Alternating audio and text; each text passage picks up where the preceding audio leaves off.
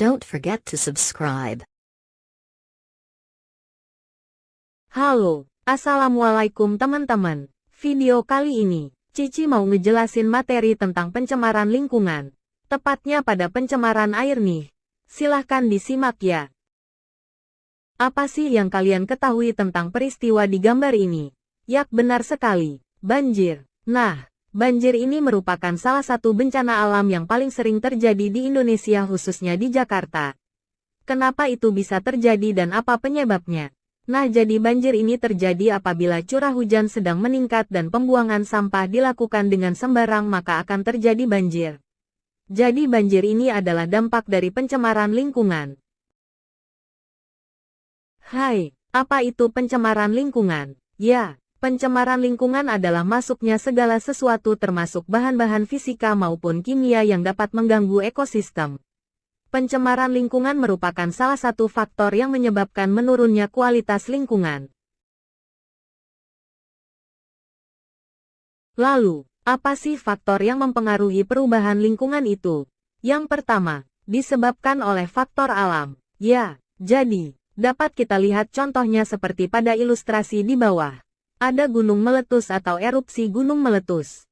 Erupsi gunung meletus akan mengeluarkan zat-zat yang berbahaya. Nah, sehingga lingkungan sekitarnya itu tadi akan terkena dampaknya. Contohnya seperti terkena kabut asap dan zat-zat lainnya yang menyebabkan kita sesak nafas, sulit melihat, dan kedua yaitu karena ulah manusia.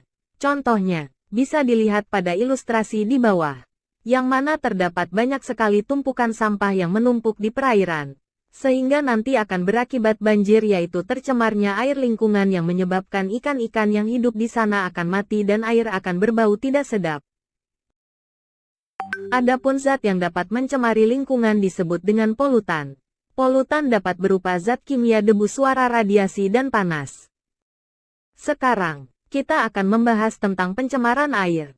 Jadi, pencemaran air adalah masuknya makhluk hidup, zat, energi, atau komponen lain ke dalam air, yang menyebabkan air tidak berfungsi sesuai peruntukannya.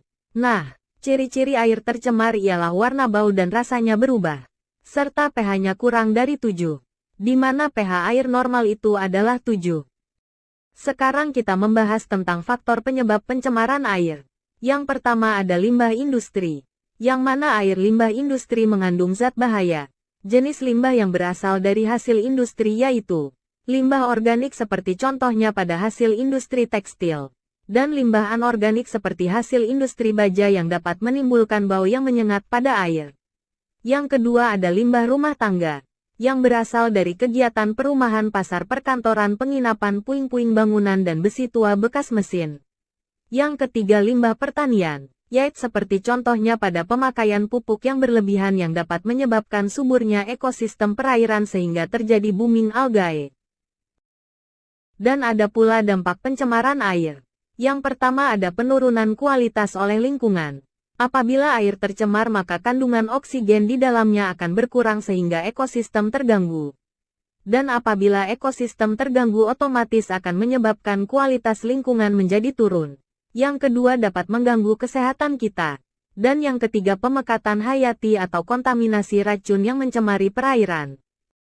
Serta terdapat cara penanggulangan pencemaran air, yakni dengan cara pembuatan kolam stabilisasi, instalasi pengolahan air limbah atau IPAL, dan pengelolaan ekstreta.